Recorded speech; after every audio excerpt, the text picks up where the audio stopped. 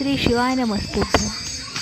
आज श्रावणातला पहिला सोमवार या निमित्ताने आम्ही महादेवाच्या मंदिरात गेलो होतो आणि तिथे आम्हाला अशी पशुपती व्रताची पूजा दिसली.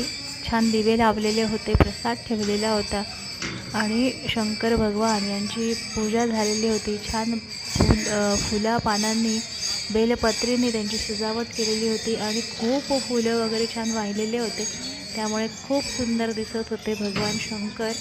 आम्हीही त्यांची पूजा केली, त्यांची आराधना केली, आरती केली आणि अशी छान छान नैवेद्य घेऊन प्रसाद घेऊन आम्ही घरी आलो. आणि आजचा श्रावणाचा पहिला दिवस असल्यामुळे मंदिरातलं वातावरण खूप छान होतं, सुंदर होतं आणि छान सजावट केलेली होती मंदिराला.